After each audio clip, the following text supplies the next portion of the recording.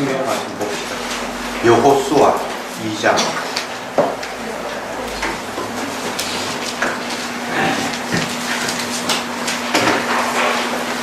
여호수아 2장 1절부터 마지막 절까지 도독합시다.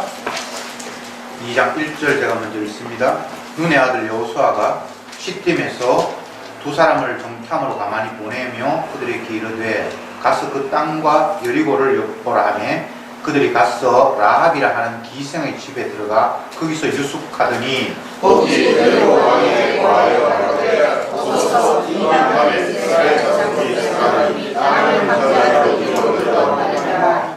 여리고 왕이 라합에게 기별을 하여 가로되 니게로 와서 네 집에 들어간 사람들을 끌어내라. 그들은 이 온 땅을 탐지하러 왔느니라. 그들이 그 사람들이 숨기지라. 그날에 과연 그 사람들이 내게 왔으나 그들이 너희를 남지 못하려고. 그 사람들이 어두워 성문을 닫을 때쯤 되어 나갔으니 어디로 갔는지 알지 못하되 급히 따라가라. 그리하면 그들에게 미치리라 하였으나 실상 그 아이들이 그들을 끌고 지붕에 올라가서 그 지붕에 걸려놓은 상대에 숨겨두라. 그 사람들은 요단 길로 나루트까지 따라갔고 그 따르는 자들이 나가자 곧 성문을 닫았더라. 두 사람이 듣기 전에 라합이 지붕에 올라가서 그들에게 이르러 말하되 여호와께서 이 땅을 너희에게 주신 줄을 내가 아노라. 우리가 너희를 심히 두려워하고 이 땅 백성이 다 너희 앞에 간담이 녹나니 이는 너희가 여기서 올 때 여호와께서 너희 앞에서 성의 물을 나게 하시려니와 너희가 그런 전에 인정하는 상과 시온과 복에게 행하니 곧 그들을 전해줄 우리가 들었으리라. 우리가 듣자 곧 마음이 녹았고 너희의 연보로 사람이 정신을 잃었나니 너희 하나님 여호와는 상천 하지의 하나님이십니다. 그러므로 사람들이 내가 너희를 선대하여 하셨으며 너희도 내 아버지의 집을 선대하여 하시고 나의 이모와 나의 형제와 그 너희에게 모든 자를 선대하여 우리 주의 문중에서 선대하고 이제 여호와를 전하고 내게 지시하시리라. 두 사람이 그에게 이르되 네가 우리의 이 일을 누설치 아니하면 우리의 생명으로 너희를 대신이라도 할 것이요 여호와께서 우리에게 이 땅을 주실 때에는 인자하고 진실하게 너를 대우하리라. 라합이 그들을 향해서 술로 원하노니 그 집이 성벽에 있으므로 그가 성벽에 거하였으니까. 라합이 그들에게 이르되 두렵건대 따르는 사람들이 너희를 만날까 하노니 너희는 산으로 가서 거기 사흘쯤 숨었다가 따르는 자들이 돌아간 후에 너희 길을 갈지니라. 두 사람이 그에게 이르되 내가 우리로 생각하는 우리가 이 땅에 들어올 때에 우리를 달아내리운 창에 이 붉은 줄을 메고 네 부모와 형제와 네 아비를 가족들을 다 네 집에 모으라. 누구든지 내 집을 나서도록 하면 내가 그의 머리로 돌아가시오.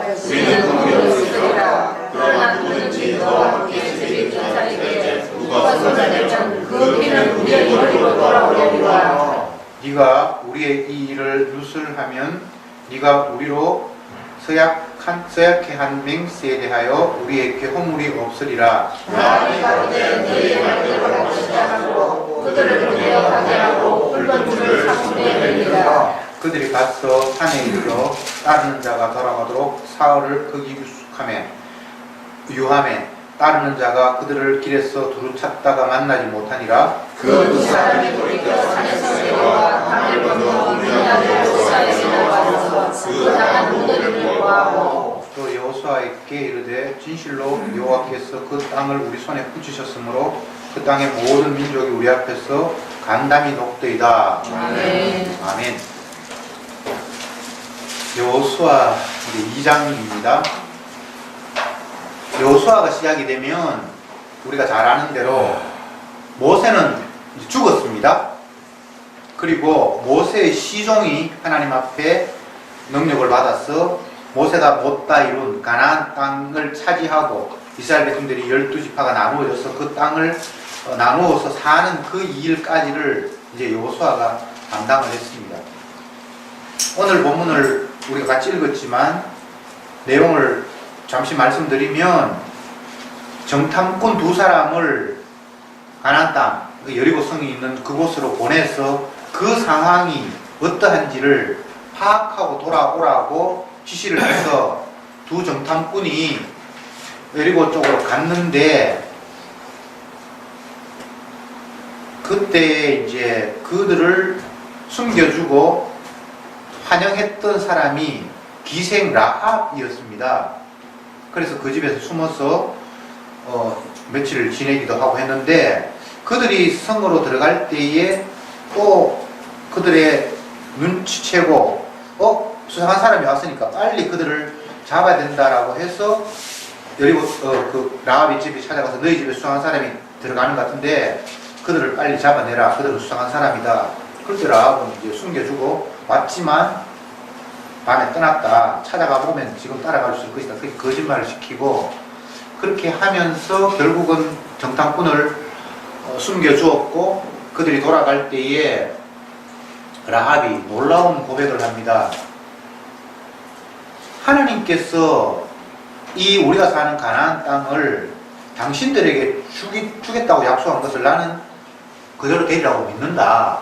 너희 하나님은 능력이 많아서 애굽에서 너희들을 건져냈고 홍해도 건너게 하셨고 가나안을 통과하면서 강한 왕, 헤스본 왕 호온을 시온을 물리쳤고 또 바산 왕 옥도 물리쳤고, 그런 능력의 하나님이 이 가나안 땅도 너희들에게 주실 것이라고 나는 믿는다 라고 이야기하면서, 만약 당신네들이 우리를 점령하러 올 때에 나를 불쌍히 여기고 우리 가족들을 좀 살려달라, 그렇게 이제 이야기를 하고, 좋다, 정표를 보이면 내가 너희들을 살려주겠다. 그렇게 해서 원래 그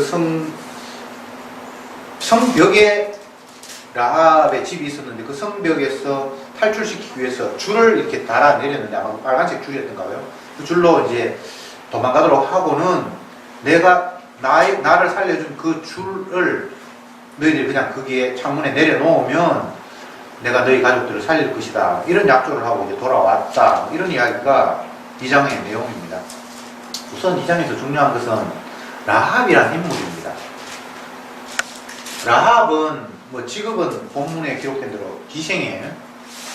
우리가 이해하는 기생은 술자리에서 여흥을 돋구기 위해서 춤도 추고 노래도 부르고 이런 사람들을 이제 기생이라고 하는데, 더 깊게 이야기하면 성경에 나타난 이 라합이라는 인물은 몸을 파는 사람이라고 이렇게 이해하면 정확합니다. 그 고대 사회가 정확하게 이 라합이 어떤 일을 했는지는 정확하게 모르지만 뭔가 성적으로 정상적인 그런 사람은 아니고, 요즘 우리식으로 이야기를 하면 나그네들이 숙박할 수도 있고 음식도 먹을 수 있고 또 몸도 제공하고 이런 그런 사람이었는데, 정탐꾼이 피해야 되니까 어느 여인숙이나 이런 데 갔겠죠. 밥집이나. 근데 그 밥집이 기생이라는 이런 사람이 몸도 팔고 밥도 팔고 숙박도 제공하고 이런 사람이 이제 집에 갔었는데, 이 여인이 놀라운 고백을 하는 거죠. 나는 당신 나라에 당신들이 섬기는 하나님을 나는 믿는다. 그분이 당신에게 말씀하신 대로 지금까지 일이 이루어졌고 앞으로 가나안 정복하는 것도 말씀하셨다고 했는데 그대로 될 거라고 나는 믿는다. 이런 고백을 하면서 내가 너희를 숨겨주겠다. 또 반대로 이 가나안 땅에 있는 그 파수꾼들은 뭔가 이상한 사람이 갔으니까 잡아서 색출하려고 하고, 이런 분위기가 너무나 당연한 거잖아요. 근데 놀라운 것이 라합은 가나안 사람임에도 불구하고 자기 나라 땅을 점령하려고 하는 이스라엘 백성의 편에 서서 그 하나님을 믿는다고 하고 나는 당신의 편이 되기를 원한다고 하는 이 상황이, 이게 또 희한한 거예요. 라합이 정치적인 그 판단력이나 시대를 읽는 안목이 있어서 계속 우리 나라 편 들면 죽을 것이고 강한 나라 편 붙으면 살겠다라는 이런 판단력을 가지고 배반하고 그런 게 아닙니다. 하나님의 약속, 말씀을 받아들여요.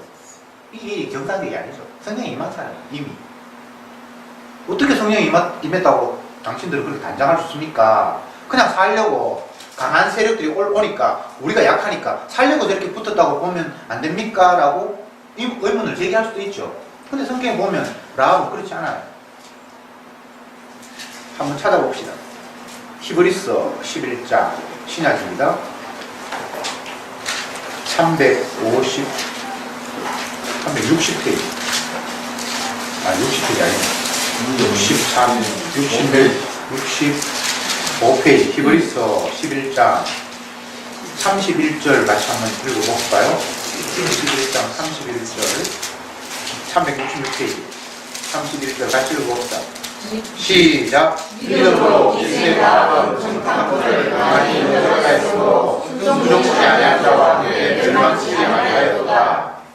히브리서 11장에는 믿음의 사람을 열거하면서 이런 식으로 이 사람은 하나님의 약속을 믿었다라고 이제 이야기를 하는데, 그 가운데 기생 라합도 믿음의 사람으로 포함이 되어서 하나님의 약속을 믿고 정탐꾼을 숨겨주어서 자기 백성과 함께 멸망하는 일에 해당되는 것이 아니라 구원을 얻었다, 이렇게 이야기를 하고 있습니다.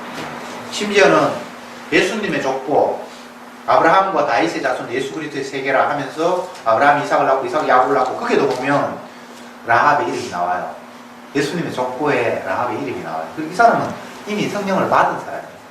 그 외에도 야고보스에서 믿음의 사람을 라합을 거론하고 있어요. 그러니까 이 사람은 성령이 임한 거예요. 여호수아 2장에서 보면 그냥 정치적으로 판단력이 있어서 자기를 점령하려고 하는 사람한테 붙어서 살았다, 이렇게 볼 수도 있지만 뒷부분에 다른 성경에 보면 이미 성령이 임해서 그는 하나님의 약속을 믿은 사람이에요. 하나님의 약속을 믿는다는 것은 성령이 오지 않으면 불가능한 일이거든요. 하나님의 약속은 선악과를 따먹은 인간의 논리로는 받아들일 수 없는 내용들이기 때문에 하나님의 약속을 믿는다는 것은 주의 영이, 믿음이 선물로 오지 않으면 절대 안 되는 일입니다. 오전에 마리아가 또 엘리사벳이 하는 말과 행동을 보면 성령이 충만하지 않으면 나올 수 없는 말과 행동을 했어요. 그래서 그것을 믿음이라고 하는 거예요. 자, 다시 본문으로 돌아가서 라합이 8절, 다시 여호수아로 넘어왔습니다. 여호수아 2장 8절을 한번 봅시다. 두 사람이 눕기 전에 라합이 지붕에 올라가서 그들에게 이르러 말하되 여호와께서 이 땅을 너희에게 주신 줄을 내가 아노라. 우리가 너희를 심히 두려워하고 이 땅 백성이 다 너희 앞에 간담이 녹나니 이는 너희가 애굽에서 나올 때에 여호와께서 너희 앞에서 홍해 물을 마르게 하신 것과 너희가 요단 저편에 있는 아모리 사람의 두 왕 시온과 옥에게 행한 일, 곧 그들을 전멸시킨 일을 우리가 들었음이라. 이렇게 지금 이야기하고 있어요. 라합이 정탐꾼을 숨겨주면서 하는 이야기가, 나는 여호와 하나님이 너희에게 하신 말씀을 믿는다, 이렇게 얘기를 하는 거예요. 하나님이 무엇을 말씀하셨습니까? 이스라엘 백성들에게 가나안 땅을 너와 내 후손에게 주리라 약속하셨잖아요. 그 말을 가나안 사람인 라합이 믿는 거예요. 그러면 그 말을 어떻게 알았습니까? 아는 거는 이미 소문이 났어요. 이스라엘 백성들이 애굽을 탈출하고 홍해를 건너고 할 때부터 그 지역에 이미 소문이 났어요. 여호와 하나님을 숨기는 이스라엘 백성들이 지금 애굽에서 탈출을 했고 홍해 바다도 건넜고 그 땅에 있는 강한 중간중간의 나라들을 섬멸했고, 이런 이야기가 소문이 쫙 퍼졌어요. 그러면서 그들이 가나안 땅을 하나님께서 주신다고 했다, 그런 이야기가 다 소문이 났어요. 그러면 소문은 어디까지나 소문인데, 이 사람은 여호와 하나님이 약속하신 것이기 때문에 그대로 될 거라는 걸 그냥 믿는 거예요. 성경에 왔습니다. 주님 믿음을 선물로 줬습니다. 그러니까 당연히 그들의 편에 서 있는 정탐꾼을 숨겨줄 수밖에 없죠. 어떤 사람은 흰 거짓말을 켜서 좋은 의미에서의 거짓말, 그래서 라합의 거짓말은 흰 거짓말이다, 이렇게 설교하는 사람이 있는데, 거짓말이 그런 게 중요한 게 아니고, 언약의 편에 쓴 거는 민족이고 혈통이고 나라고, 하나님은 그런 걸 따지지 않습니다. 약속의 편에 쓰고 예수님의 편에 쓰면 그는 은혜가 임한 사람이에요. 여기는 가족 논리, 윤리적인 뭐 거짓말, 정직함 이런 것들을 여기 대입시키면 안 됩니다. 하나님 말씀 앞에는 인간이 거짓말을 지켰니 정직했니 그런 거 따질 필요 없어요. 숨겨야 되면 숨겨줘야죠. 하나님의 뜻을 어기는, 그리고 자기의 권력으로 하나님의 뜻을 막으려고 하는 그런 사람 앞에 거짓말 할 수 있죠. 정직해야 됩니까? 정직이라는 원리는 인간들의 윤리의식 가운데서 해당되는 이야기고, 하나님의 언약 앞에는 이 세상의 어떤 윤리도 거기에 대입시킬 이유도 필요도 없습니다. 예수님은 사람들을 인도하실 때에 어쩌면 속이는 것 같기도 하고, 근데 결과적으로 보면 속이는 건 아니고, 이렇게 혼란스러운 내용들이 굉장히 많아요. 많은 사람들이 예수님을 오해하고 착각했을 때 그거 잘못된 생각이야, 틀렸어 라고 지적할 때도 있었지만, 어떨 때는 그럼 너희들 그렇게 생각하면 생각하라는 식으로 내버려 둔 데도 있어요.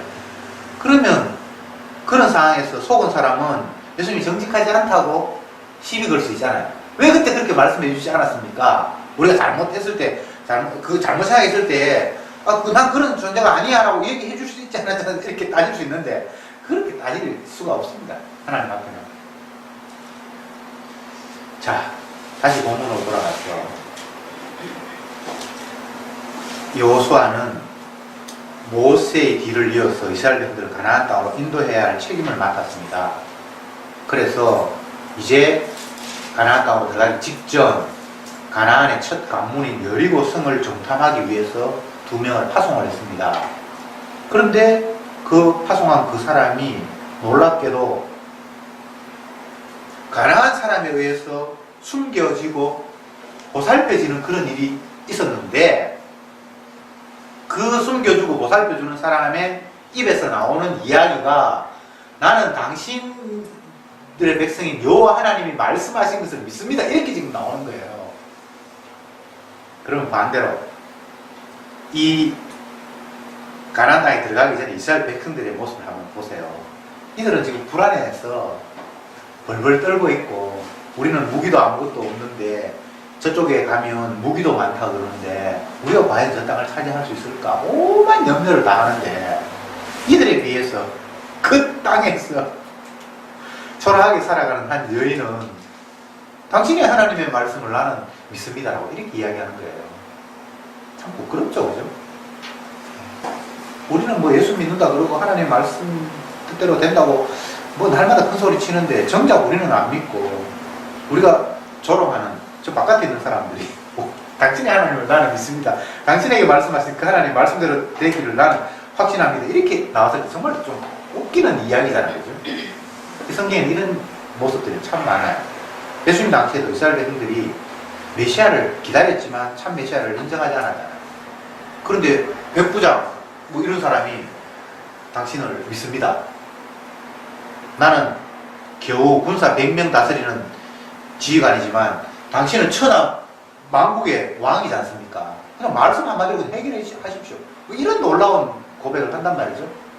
이 이스라엘 백성들을 계속 공격하는데, 메시아를 기다리는 사람들은 메시아를 웃기고 시작하고 있고, 이스라엘 백성들이 이방인이라고 저주받을 사람이라는 사람 가운데는 메시아를 인정하면서 당신의 뜻대로 될 줄을 믿고 있고, 이런 상태. 이런 상태는 하나님께서 무엇을 의도하시는가 하면, 믿음이라는 것은 하나님께서 선물로 주어야만 믿지, 너희들이 혈통적으로 지식적으로 성경을 공부하고 배우고 익히고 해서 믿음은 절대 주어지지 않는다는, 모태신앙이라 그러고 뭐 아버지가 목사라 그러고, 그건 믿음하고 아무 상관이 없는 거예요. 나는 우리 엄마가 옛날에 절에 가서 불공들이 가지고 태어났습니다. 그런 것도 믿음하고 믿음에 방해되는 요소는 아니에요. 믿을 수 있는 요소도 없고 믿음에 방해되는 요소도 없어요. 그건 인간적인 그런 것에서 완전히 떠나 있는 문제예요.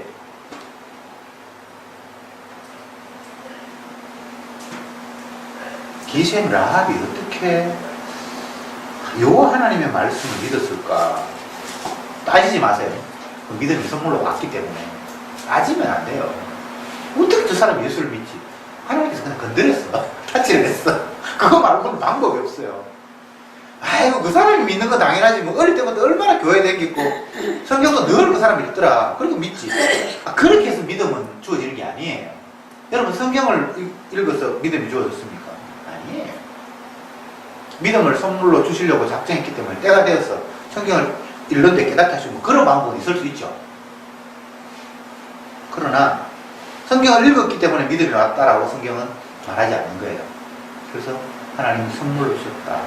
성령이 임했다. 그냥 그걸로 끝나는 거예요. 성령이 찾아오시니까 구약에서는 성신, 주의 신이 찾아오시니까 주님이 하신 말씀이 그냥 믿어지고 깨달아지고 그냥 그렇게 된 것뿐이에요. 라합을 칭찬할 필요도 없고 비난할 이유도 없어요. 라합을 왜 비난합니까? 삶이 뭐 기생이니까. 그거는 하나님 말씀을 믿지 못했을 때의 모습이고 믿음이 오니까 이제 완전히 사람이 달라졌잖아요. 그러니까 나중에 보아스하고 결혼해가지고 예수님의 족보에 끼어드는 그런 훈총이 있었잖아요. 믿음. 참 믿음이라는 말이 너무나 신비롭고 놀라운 거예요. 뭘 믿는데요? 나 앞으로 성공할 걸 믿어요. 그거는 하나님이 주신 말씀의 내용이 아닙니다. 나 천국 갈 거 믿어요. 여러분이 천국 명단에 여러분 이름 있는 거 봤습니까? 그건 믿음의 내용이 아닙니다. 믿는다는 것은 하나님이 약속하신 거 그게 그냥 믿어지는 거예요. 이게 참 간단한 것 같은데 그렇게 간단하지 않아요. 왜냐하면 하나님이 약속하신 내용이 육을 가진 인간으로 선악과 따먹은 나의 입장에서 볼 때는 황당무계한 거예요. 가능성이 하나도 없어요. 하나님의 말씀이. 제가 오전에 그 이야기 했잖아요. 주님의 말씀은 사람으로서는 할 수 없으리라는 것을 1차적으로 다가오는 거라고. 그러니까 이스라엘 백성들에게 가나안 땅을 너에게 주겠다는 말이 가능성이 그렇게 하면 잘하면 되겠다. 그런 식으로 가능성을 점치면 안 됩니다. 이거 안 되는 거예요. 근데 하나님 말씀하시기 때문에 내가 한다라고 이야기해서 여호와의 열심히 일을 이루는 거지. 뭐 정당권을 보내고 뭐 작전을 잘 짜서 이겼다. 점령했다.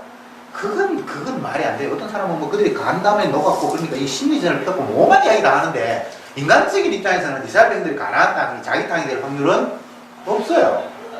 그렇게 받아들여야 돼요. 아시겠죠? 네. 하나님의 약속은 선악과 따먹은 인간으로서는 있을 수 없고 불가능하고 안 되는 이야기들만 하고 있어요. 그런데 그게 될 줄로 믿어지는 게 선물이고 믿음이라 이 말입니다. 기생 라합이 머리가 좋은 사람이거나 시세를 정확하게 잘 판단한 사람이거나 그런 게 아니고 똑같은 아담의 후손인데 믿음이 그냥 왔어. 그러니까 하나님 말씀이 그냥 믿어지는 거야. 그러니까 그쪽 사람의 편을 들 수밖에 없었어요. 이거는 지극히 믿음 안에서는 자연스러운 겁니다. 억지도 아니고. 아시겠습니까? 믿음이 선물로 왔는데 하나님 말씀 믿어지는데 당연히 그 정탐꾼을 숨겨줘야죠. 어차피 그들의 땅이 돼야 되는데 이상한 거 아닙니다. 네. 자꾸 사람들은 믿음을 억지를 부리는 것처럼 그렇게 해석하고 이해하는데 믿음의 논리 안에서는 믿음의 사람이 행하는 게 억지가 아니고 지극히 자연스럽습니다. 자연스러워요. 자기는 그 하나님 말씀을 믿어졌기 때문에. 안 믿어진 사람이 보기에는 억지죠. 비윤리적이고 나라를 팔아먹고 뭐만 이야기 다 튀어나와야 돼. 그러나 하나님의 말씀을 믿어지는 사람 입장에서는 이 사람의 행동이 자연스러운 거예요. 요즘 많은 사람들이 하는 이야기가 갈수록 살기 힘들다 이렇게 말을 해요. 성경적으로 보면 그게 틀린 말이에요. 옛날이나 지금이나 살기 힘든 건 마찬가지예요. 아담의 후손이 이 땅에서 살면서 범죄를 했기 때문에 땅이 가시와 엉겅퀴를 내고 해산하는 고통을 겪고 그거는 아담이 범죄한 이후 에덴 동산에 쫓겨난 이후 지금까지 하나도 상황이 변한 게 없어요. 더 나은 것도 아니고 못한 것도 아니에요. 삶의 양상이 달라졌을 뿐이지 더 힘들고 덜 힘들고 하는 역사가 없어. 그 성경에는 말한 적이 없어요. 다만 죄가 점점 더 폭로되고 확실히 돌출되는 상황을 하나님이 연출하시는 건 맞는데, 그렇다고 해서 뭐 옛날에는 죄가 없었는 게 아니고 지금 죄가 더 많은 것도 아니고, 옛날에는 죄가 그렇게 확실하게 드러나지 않았는데 갈수록 하나님이 더 노골적으로 이렇게 폭로시키는 그런 차원에서는 죄가 더 이렇게 잘 보이고 더 완악하게 보여지는 거지. 옛날이나 지금은 인간의 죄는 그놈이 다 똑같은 거예요. 더 살기 어려운 것도 아니고 더 쉬운 것도 아니고, 그냥 에덴 동산에 추방된 인간은 그 삶 자체가 힘든 거예요. 어떤 사람은 또 옛날을 부러워하는 사람이 있는데, 옛날은 뭐 그렇게 더 좋아할 필요도 없어요. 그때는 또 가난했고 헐벗었고 추웠고, 그때는 그 당시에 어려웠고, 지금은 또 숨쉬기도 힘들고 뭐 미세먼지가 어쩌고 저쩌고 안개 끼고 뭐 폐가 어떠고 뭐 피부가 가려워서 또 아토피가 있고, 뭐 어쨌든 양상이 이렇게 저렇게 달라질 뿐이지 인간이 살기 힘든 거는 마찬가지입니다. 하나님이 약속하셨잖아요. 너희들이 선악과를 다 먹기 때문에 에덴 동산에서 추방되었고, 너희가 생명나무가 없는 그곳은 그건 고통받는 땅이다. 벌 받는 중이다. 그러니까 여러분들 이 세상에 태어난 모든 인간들은 지금 감옥살이 하고 있는 거예요. 여러분들이 다 죄수로 감옥살이 하고 있어요. 감옥살이 하면서 뭐 네 형편이 낫니 내 형편이 낫니, 뭐 서울구치소가 좋으냐 안양교도소가 좋으냐 따지는 게 웃기는 거예요. 그냥 교도소예요. 미국이 나왔고 뭐 소련이 모자라고 그런 거 없어요. 그러면 뭐 우리는 선택할 권한도 없습니까? 선택할 수 있으면 선택하세요. 근데 그 선택이 결과적으로 보면 나의 선택이 아니라 하나님이 하게 하셨을 뿐이에요. 선택할 수 있으면 하세요. 이사 가고 싶으면 가고, 그 살기 좋은 데라고 생각해가지고 이민 갈 수 있으면 가세요. 그걸 막는 건 아닌데, 거기 가도 맨날 하나님이 교도소에 온 거는 마찬가지예요. 그래서 성도는 살기 좋은 환경을 찾는 것이 아니라 말씀의 환경을 찾아서 움직여요. 성도 아닌 사람은 육신의 편안을 찾아서 움직이고, 뭐 그건 어쩔 수 없어요. 그건 알아서 하면 됩니다. 자, 지금 여호수아가 정탐꾼을 보내고 희한하게 적일 것 같고 우리를 방어할 것 같은데 편드는 사람이 그 안에 있고, 근데 그 적일 수밖에 없고 멸망의 대상인 그가 하나님의 말씀을 믿는다고 지금 하고 있고, 이런 환경은 가나안 땅에 들어가야 할 이스라엘 백성들에게 뭔가 하나님 지금 신호를 보내고 있는 거예요. 아시겠습니까? 너희들 불안하지? 근데 막 저쪽에 있는 사람이 하나님의 말씀을 믿고 있잖아. 그들은 가난감이 녹아서 지금 벌벌 떨고 있고, 당신네들이 이곳에 오면 우리는 꼼짝도 못하고 한국 할 수밖에 없을 거야 라고 이야기하고 있고, 이런 상황을 역으로 이스라엘 백성들에게 흘리는 거예요. 그러니까 믿음 없는 사람을 하나님이 이렇게 달래고 저렇게 얼르고 해서 결국은 그 땅으로 진격하도록 다 알아서 조치하시는 거예요. 아이고 나는 믿음이 없는데 가나안 땅에 못 들어가겠습니다. 믿음이 없어도 하나님 넣겠다면 들어가는 거예요. 믿음 있어서 천국 간 사람 아무도 없습니다. 믿음이 좋아서 구원 얻는 사람 한 사람도 없습니다. 주님이 넣으려고 작정했기 때문에 강제로 집어넣는 거예요. 나중에 들어보니까 그게 믿음이래 또 주님이. 근데 내 믿음이 아니고 주님의 믿음이 우리를 그쪽으로 집어넣는 거예요. 이사야의 표현에 여호와의 열심히 이를 이루리라. 이스라엘을 구원하겠다 그러는데 그 이스라엘 백성들은 구원받을 놈이 한 놈도 없어. 근데 주님이 자기 택한 백성이 있어서 여호와의 열심히 그를 건진대. 그러니까 건진받은 사람은 지자랑 못하죠. 주가 나를 건지셨다라고 말할 뿐이잖아. 근데 결과적으로 그 주님께서 건지심을 갖다가 믿음이라고 그냥 간주를 해요. 인정을 해요. 내 믿음이 아니고 예수님의 믿음이죠. 이 말이 더 어렵다. 자, 지금 라합이라는 사람이 이스라엘 백성 아니잖아요. 라합과 정탐꾼의 관계, 이건 완전히 상극이에요. 정탐꾼은 라합이 있는 이 나라를 다 진멸하려고 하고 그쪽에 있는 사람들 다 죽이려고 지금 계획하고 있는데 이 라합은 이 정탐꾼을 반기고 숨겨두고 있어요. 이것도 사실은 말이 안 되는 이야기인데 주님께서 작전을 펴죠. 근데 이쪽 정탐꾼을 포함한 이 이스라엘 이들은 불안, 염려, 초조 이런 상태. 왜냐하면 맨몸으로 저쪽에 넘어가지고 저들하고 싸워가지고 땅을 빼앗아야 되니까 인간적으로 보면 불안, 초조 이런 데가 있죠. 그런데 점령 당해야 되는 이 사람은 오히려 말씀을 믿어. 이 사람들은 말씀 안 믿고 자기 환경을 믿고 있어요. 아이고 우리가 이거 저쪽에 쳐들어가가지고 뭐 어떻게 되겠냐. 그런데 오히려 저 점령 당해야 될 사람 가운데 라합이라는 사람은 하나님의 말씀을 믿고 있는 거예요.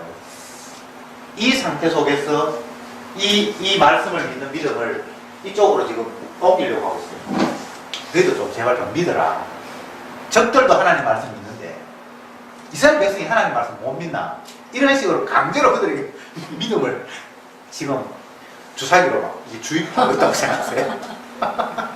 희한한 일이 벌어져요. 여러분들 믿음 구한다고 믿음 주는 게 아니고 믿음 없는데 그냥 사세요. 예. 염려스러우면 막 불안해 호들갑 떨고 하세요. 그거 말고 우리가 할 방법이 없으니까 불안한데 나는 믿는 사람이야. 불안하면 안 돼. 이렇게 해봐야 그것도 믿음 없는 짓이고 그냥 사세요. 염려하면 염려되고 호들갑 떨고 근데 필요하면 주님이 강제로라도 믿음을 주입하실 거예요. 뭐 어떻게 그러니까 얼마나 예수 믿는 게 편한지. 믿는 게 편하다기보다는 믿음이 선물로 온 사람이 편하죠. 일어나 드러나면 내가 하는 게 아니고 그분이 다 알아서 하시니까. 좁은 길을 간다고요? 그런 거짓말이 있습니까? 좁은 길을 왜 가요? 넓은 길을 가지. 좁은 길을 왜 가요? 넓은 길을 가지. 미쳤습니까? 근데 주님이 자기 백성을 좁은 길로 인도하신다고 약속을 하셨잖아요. 그러니까 우리는 원치도 않는 좁은 길로 가면서 스릴을 느끼는 거죠. 다른 말로 하면 불안하죠. 내가 이러다가 이게 뭐가 아무것도 남은 것 같은 게 없고 저도 그런 마음이 늘 들어요. 교인들 몇 명 보이지 않았는데 맨날 똑같은 소리 해가지고 이제 다음 주거든 아무도 안 나올 것 같은 불안감 이러다가 내가 지금 어떤 사람은 뭐 60세 돼야 정리된다 하는데 60세고 뭐고 오만 생각이 다 드는데 그러나 말기나 주님은 우리를 계속해서 억지로 믿음을 이스라엘 백성들이 주입을 하든지 말든지 자기가 인도하시는 거예요. 또 그게 또 때로는 믿어지죠. 아이고 내가 뭘 설치가지고 될 게 뭐가 있겠나. 설교 잘해가지고 교인들이 보내봐. 그런 역사는 없다. 예수님이 설교의 능력이 부족해서 예수님이 십자가에 못 박혀 죽겠습니까? 그 이야기하면 얼마나 위로가 되는지 설교 자리가 구원하는 일이 없는 거예요. 그러니까 내가 마음대로 하는 거지. 신경도 안 쓰고 설교 잘하니 못하니 그런 뭐 이야기에 신경 쓸 것도 없고 못하는 게 당연하죠. 네. 죄인이 무슨 설교를 잘해가지고 사람을 구원하겠습니까? 은혜를 받는다. 그거 있을 수 없는 거예요. 주가 자기 백성 건지는 일에 그냥 나는 부정적인 요소로 사용이 되는 거예요. 니가 아니래. 너 별 볼 일 없는 존재야 라는 부정적인 요소로 나는 아니요 라는 요소로 하나님이 자기 백성을 끌고 사용하는 거예요. 너 아니래. 내가 한디. 그러니까 모든 피조물은 주님 앞에 나는 아니요 라고 말하도록 끌려가는 거예요. 주가 아니십니다. 베드로와 요한이 안전뱅이를 향해서 나사렛 예수 이름으로 일어나 걸어가라 그렇게 얘기해놓고는 나는 아니요. 너가 어떻게 사람을 일으켜? 이런 부정적인 요소로 끌려가는 거예요. 근데 만약에 주님이 능력 주셔서 내가 했습니까? 하면 그건 마귀 새끼예요. 그건 주님이 역사하신 거 아닙니다. 주님이 역사하셔서 산 사람은 나는 아니요 나와요. 쥐가 안 했거든. 자기가 어떻게 안전뱅이를 일으켜? 홍해를 어떻게 갈라? 태양을 어떻게 머물러? 태양이 멈춰서 붙어요. 근데 그걸 어떻게 여호수아가 해요? 여호수아한테 물어봤어요. 당신 대단한데 지난번에 태양을 멈추는데 비 좀 내려주세요. 이 사람들 정신이 있나? 내가 어떻게 태양을 멈춰? 그렇게 당연히 이야기할 거예요. 근데 육을 가진 인간이 그 상황을 만약에 목격했다면 저 사람이 분명히 말해가지고 태양이 섰는데 이런 식의 상황이 올 수도 있겠죠. 그죠? 그것도 하나님의 전략이에요. 못 믿는 사람은 끝까지 못 믿게 하고 믿는 사람은 믿게 하시고, 그 상황을 읽고 형편을 읽는 것이 아니라 하나님의 약속을 자꾸 쳐다보는 거예요. 그래서 지금 이게 약속대로 모든 일들을 주님께서 이루기 위해서 사전 정지 작업을 위해서 정탐꾼을 보내는 겁니다. 사실 정탐꾼 필요 없어요. 뭐 그 땅 차지하는데 근데 왜 정탐꾼 보냅니까? 필요 없는데 이미 하나님이 다 정지 작업 해놨다는 걸 확인시키고, 오히려 저쪽 나라 사람들도 하나님 말씀을 믿는 사람이 있고 이미 이 땅을 주님께서 너에게 주셨다는 걸 확인시키는 차원에서 정탐꾼이 필요한 거지, 지형 지물을 잘 살피고 우리가 어디로 통과해야 이들을 이길 수 있냐라는 이런 식의 정탐꾼은 아니올시다. 하나님 하시는 늘 이런 거예요. 복음은 죄인에게만 기쁜 소식이잖아요. 왜냐하면 죄 용서한다는 소식이 기쁜 소식이니까. 근데 마귀는 복음이 죄와 상관이 없이 우리가 즐기는, 원하고 소망하는 것을 준다고 계속 거짓 복음을 유포하고 있어요. 오늘날 기독교가 거짓 복음에 다 현혹되어서 움직이고 있잖아요. 교회가 부흥한데 그게 어떻게 복음입니까? 주님의 몸된 교회는 부흥도 없고 세태도 없어요. 주님의 몸이 어떻게 하면 부흥이 돼? 어떻게 하면 세태됩니까? 우리 가정이 어떻게 하면 부흥됩니까? 남편이 바람 피워가 애 2명 더 데리고 오면 부흥됩니까? 가정이 부흥이라는 게 없어요. 아시겠습니까? 예. 내가 너무 지나치네. 예를 들어. 어쨌든 부흥이라는 개념이 자꾸 숫자적으로 늘어가고 팽팽하고 이런 게 아니고, 온전히 주님의 몸된 그 지체 안에서 그런 관계가 선명하게 드러나는 게 부흥이에요. 하나님의 말씀이 말씀대로 이루어져 가는 게 부흥이에요.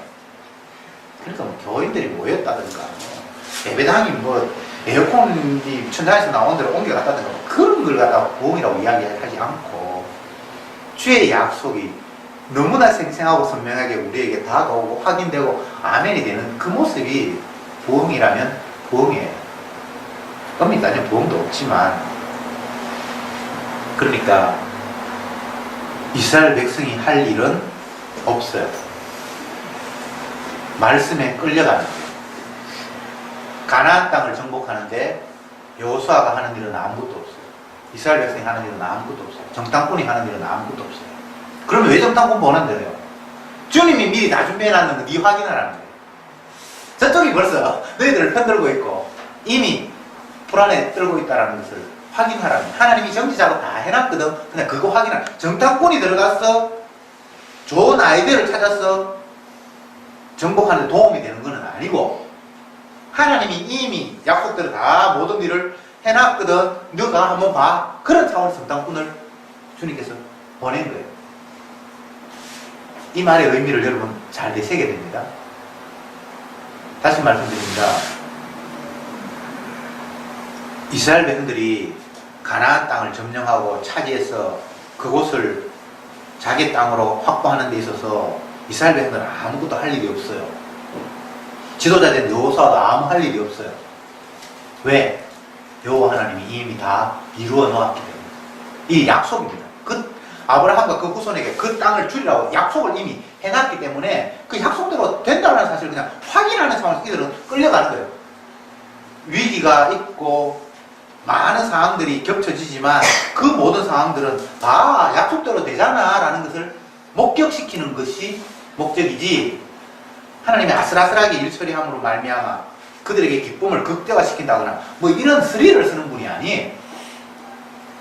이걸 바꿔 이야기하면 우리의 삶 속에서 주님이 좁은 길로, 자기가 가신 그 길로 우리를 인도하심에 있어서 우리는 할 일이 아무것도 없어요. 그냥 끌려가면 되는 거예요. 근데 왜 그래 조마조마하지? 그것은 우리의 믿음이 없기 때문이고, 또 한편으로는 나는 도저히 할 수 없는 일을 주만이 이루시는구나를 목격시키는 차원이에요.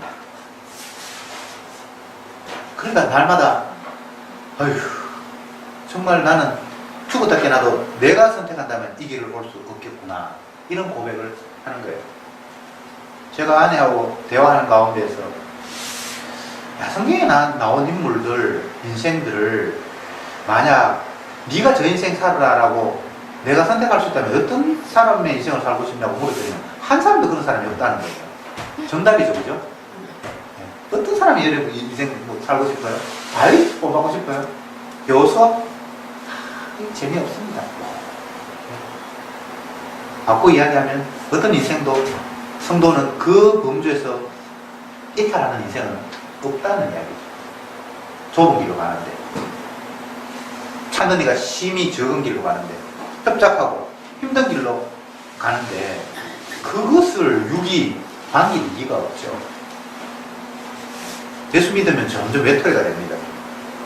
김종민 집사님이 지난 금요일에 우리 집에 와가지고 이런저런 이야기하는데 자기가 이제 음악도 하고 기타도 치고 하니까 옛날에는 찬양팀 같은 데서 이제 활동을 하고 했는데 그 옛날에 활동하던 사람들이 모임이 있다고 해서 가봤는데 초반부터 가능하면 내가 분위기 안 흐트려야지 싶어서 입고 다물고 있었대요. 그런데 누가 또 뭐 성경 이야기하는 거 해가지고 도저히 못 참아가지고 한마디 했는데 완전히 분위기가 싸하게 됐다는 거예요. 그래서 그런 이야기 하지 말고 그냥 우리 다른 이야기 하자고 막 또 그렇게 하고 그래서 이제는 다음에 또 가면 또 엉뚱할 것 같고 이제 점점 더 떠나갈 것 같다 이런 분위기로 이야기를 했는데 원래 성도는 자꾸만 하나님께서 뽑아내요. 애굽에 있는 사람을 뽑아내요. 그러니까 외로울 수밖에 없죠. 우리는 본성이 애굽에서 그냥 먹고 마시는 게 자연스러운데 하나님이 그곳에서부터 끄집어내버리면 결국은 애굽의 모든 육신의 정욕과 안목의 정욕과 이생의 자랑이 있는 곳으로부터 뽑아내면 광야잖아요. 물도 없고 양식도 없고 아무것도 없어. 그게 출애굽한 사람들의 여정이에요. 그리고 우리는 그래서 하나님 여정을 인도하시는 거예요. 근데 뭐 아무것도 없는데 뭐 전혀 모자라는 도 없어. 아무것도 없는데 애국의 삶이 너무나 행복한데 그들도 가난한 흉년 만나서 먹고 살기 위해서 애국으로 갔거든요. 그렇잖아요. 이스라엘 백성들이 애국으로 간 이유가 더 좋은 살기 좋은 여건을 차에서 갔잖아요. 우리 이야기는 이민 갔죠. 미국으로. 근데 그게 결코 살기 편안한 환경이 아니었고 하나님이 젖과 꿀이 흐르는 땅으로 인도한다고 해서 나와봤는데 젖은커녕 꿀은커녕 애국보다 더 못한 환경으로 인도하신 거예요.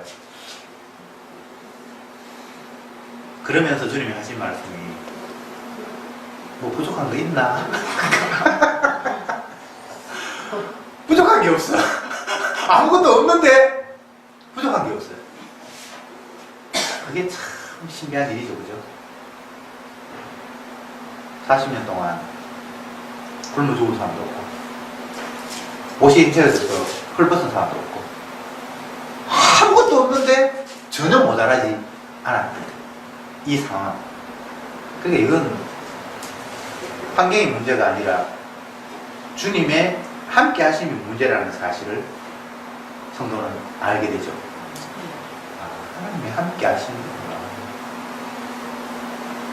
하나님이 함께 하시지 않으면 내가 나를 살리려고 발버둥 칠 수밖에 없는데 주님이 함께 하시면 내가 나를 살려야 될 이유가 없구나. 지난번에 제가 설교하면서 양의 입장에서 부족함이 없다라는 표현은 조건을 다 갖췄기 때문에 부족함이 없다라는 것이 아니라 목자가 나 옆에 있기 때문에 부족함이 없다라는 이야기를 제가 여러 번 강조했죠, 그죠? 그런 차원. 사람들은 오해하잖아요. 지금은 내가 부족함이 많으니까 요거 채우면 내 공백의 몇 프로를 메우고 저것도 채우면 몇 프로 메우고 이렇게 해서 모든 것들이 다 채워지면 부족함이 없겠구나라는 생각을 하게 되죠. 그런데 성경에서 부족함이 없다라고 고백한 양들의 고백을 보면 자기에게 모든 조건들이 갖춰져서 부족함이 없다고 하는 것이 아니라 목자가 자기 옆에 있기 때문에 부족함이 없다고 표현을 하는 거예요. 왜냐하면 목자가 양을 누구보다 잘 알기 때문에 필요한 걸 다 채워주니까. 그래서 여러분들이 뭔가를 가지려고 생각하지 마세요. 천지 만물을 가지신 분이 우리와 함께 계시잖아요. 내가 구하지 않아도 이미 내가 다 안다. 주님, 당신은 부자인데 나는 왜 이렇게 가난해요? 그 말이 안 맞는 말이에요. 필요한 거 우리에게 다 주시는 거예요. 구하지 않아도 필요한 거 주신다. 자녀가 떡을 달라고 하는데 돌 줄 아버지가 어디 있니? 나는 최고 좋은 걸 너에게 지금도 주고 있다라고 말씀하셨잖아요. 여러분 뭐가 부족합니까? 아니에요. 그 마귀의 유혹이에요. 광야를 가도 부족함이 없는데 지금 우리 광야보다 훨씬 더 좋은 조건이 있는데 뭐가 부족합니까? 광야를 한번 인도해봐요? 주여 믿음이 없습니다. 저를 광야로 인도해 주옵소서. 그렇게 좀 기도를 하시지. 물론 물도 없고 마실 것도 없고 뭐 이틀 분 양식도 아니고 하루 겨우 먹고 살도록 주님 인도해 주옵소서. 그게 주기도문이야. 주기도문. 일용할 양식을 주옵시고. 그 말 진짜 무서운 기도예요. 우리는 그냥 습관적으로 주기도문 일용할 양식을 주옵시고 그러는데 진짜 그 말은 무서운 이야기예요. 완전히 진짜 생명을 내대는 광야 앞에 나는 선 아무것도 없는 하루하루 불기둥으로 주님이 나를 인도해 주십시오라는 그런 엄청난 고백이 주기도문이에요. 여러분 그렇게 기도해 보세요. 주여 다 필요 없습니다. 일용할 양식만 주시옵소서. 주시옵소서. 이틀도 필요 없습니다. 그렇게 기도해 보세요. 그런 기도가 주어지는가? 그런 기도 못해요. 그건 진짜 주님 말씀을 온전히 선물로 받아서 믿어지니까 그런 기도가 나올 수 있죠. 뭐 외우는 건 외울 수 있어요. 나하고 상관이 없으니까. 입으로 그냥 줄줄 외우는데 진짜 그게 아멘이 되어서 그런 기도를 하는 거는 기적이 아니면 일어날 수가 없는 거예요. 이제 좀 정리를 하겠습니다. 여호수아가 정탐꾼을 2명을 보냈는데 그 작업은 인간적인 방법으로 어떻게 하면 저 땅을 우리가 잘 점령해 볼까라는 그런 수단이나 방법이 아니었다라고 얘기했습니다. 그러면 왜 보냈는데 이미 하나님이 약속대로 모든 거 다 준비해 놨음을 확인시키는 상황에서 보냈다고 했습니다. 이게 주님이 하시는 일이에요. 우리는 자꾸 인간적인 방법으로 이렇게 돼보고 저렇게 돼보고 물론 뭐 주님이 다 하시지만 내가 인간의 할 도리를 다 해야지 이런 식으로 믿음 없음을 표시하는 사람이 있는데 이 정탐꾼 보내는 거는 인간들의 할 도리를 다 하기 위해서 하는 게 아닙니다. 하나님의 약속이 얼마나 신실하며 주님이 얼마나 잘 예비해놨는지를 네가 한번 보라고 그냥 정탐꾼 보낸 거예요. 우리 정탐꾼이 가보니까 이미 다 하나님께서 준비를 다 해놨어. 심지어는 멸망의 대상이 그가 하나님의 말씀을 믿는다고 그러고 나를 말씀 앞에서 구원해달라고 그렇게 얘기를 하고 그러니까 이 사람은 이 가정은 구원을 받는 거예요. 주님 이미 구원하시기 위해서 작정한 사람이에요. 이 사람은 멸망의 대상인데 말씀을 믿음으로 구원의 대상으로 바뀌어버렸잖아요. 라합과 그 가족들은. 그러면 이스라엘 백성들도 똑같이 라합이 돼야 돼요. 라합이 멸망의 대상이에요. 이들은 광야에 다 죽어야 돼요. 광야 생활에 40년을 이스라엘 백성들이 뺑뺑 돌아온 이유가 뭐예요? 성경에 어떻게 기록하고 있습니까? 왜 그들이 광야에서 40년 생활해야 되는데요? 여러분 아는데 대답해 보세요. 광야 40년 왜 그런가 하면 이스라엘 백성들이 홍해에서 애국에서 나와서 홍해를 건너서 광야에 들어왔는데 처음에는 직진해가지고 요단강까지 왔어요. 요단강 강 건너면 그때부터는 이제 가나안 땅이거든요. 그래서 와서 모세가 12정탐꾼을 보내잖아요. 각 지파의 대표를 뽑아서 보냈는데 그때도 마찬가지입니다. 하나님께서 이미 준비했다는 것을 보여주는 차원이었는데 정탐꾼 들어가가지고 뭐 작전 쓰려고 하는 거 아닙니다. 하나님이 이미 했다는 걸 보여주게 해야 돼. 그들은 그 하나님이 이미 이루심을 본 것이 아니라 그들의 무기와 그들의 장대함과 그런 것들을만 보고 온 거예요. 물론 100%는 아니고 2명을 빼고 나머지 10명이. 그러니까 이 정탐을 한 날이 40일. 하나님께서 자기의 역사하심을 보여주기 위해서 40일 동안 뺑뺑이를 벌여봤는데 이들이 불신의 고백을 했단 말이죠. 그러니까 하루를 1년으로 계산하니까 40년 동안 뺑뺑이 돌립니다. 성경에 이렇게 돼 있어요. 출애굽기에, 민수기에. 그러니까 어쨌든 40일 동안 하나님의 역사하심을 보라고 했는데 그걸 안 믿으니까 그 하루 안 믿은 걸 1년으로 계산하니까 40년 동안 이들이 광야에서 사는데 이 40일 동안 광야에서 생활할 때 20세 이상 40년이니까 60세 이상이죠. 그죠? 60세 이상 다 죽었어. 다 죽이려고 하나님 40일을 뺑뺑이 돌린 거예요. 그러면 60세 이하 이때 20세는 믿음이 이제 하나님 말씀을 믿을만 하고 전쟁에 나가 싸울만 하고 이런 나이에요. 그 어린 아이들은 그 이하는 아직 말씀의 믿음의 대상이 아니라고 생각합니다. 근데 60세 이상은 다 죽어버렸어. 40년 동안. 하나님 다 죽였어. 믿음 없다고. 그러니까 그래서 나머지 그 이후에 태어난 아들이 뭐 이제 59세가 최고 많겠지. 이제 1세부터 0세부터 해가 59세 남은 사람들이 지금 이 가나안을 들어가는 거예요. 하나님 참 무섭죠? 제가 마지막에 이 이야기를 하는 이유는 기생 라합이 구원 얻는 방식으로 이스라엘 백성이 구원 얻는다는 이야기를 하는 거예요. 기생 라합은 멸망의 대상이죠. 근데 하나님 말씀을 믿었어. 멸망의 대상이 구원의 대상으로 바뀌었어. 이스라엘도 똑같이 이렇게 구원받는 거예요. 이들이 다 멸망의 대상이에요. 멸망에 마땅한 사람들이에요. 그러면 40년 이후에 이 사람들만 불신했는가 하면 그 이후에 태어난 애들도 불신하는 걸 마찬가지인데 믿음을 강제로 라합 같은 사람을 통해서 강제로 이스라엘 애들이 집어넣어서 일로 건너게 하는 거예요. 그러니까 다시 말씀드립니다.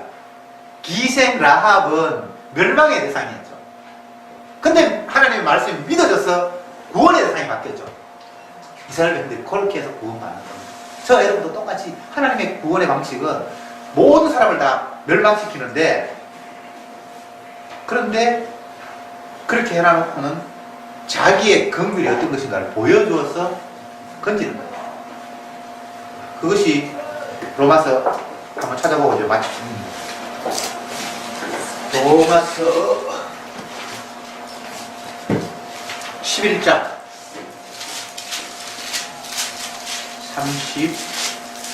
32절 같이 한번 읽어볼게요. 로마서 11장 32절 시작. 하나님이 모든 사람을 순종치 아니하는 가운데 가두어 주시면 모든 사람에게 긍휼을 베풀려 하시리로다. 모든 사람이 순종치 않은 것 다 가둬놨어요. 누구도 예외 없습니다. 누구도 멸망의 자식에서 예외가 없습니다. 왜 그렇게 하셨는가? 주님의 긍휼로만 구원이 있을 수 있다는 것을 말하기 위함이었다는 거예요. 그러면 이 긍휼은 모든 사람이 베풀어지냐? 아니에요. 택한 백성에게만 기도합시다. 주님 감사합니다. 라합이 멸망받아야 할 위치에 있었던 것처럼 이스라엘 역시 멸망의 자식이었다는 사실을 저들은 다시 한번 말씀을 통해서 확인했습니다.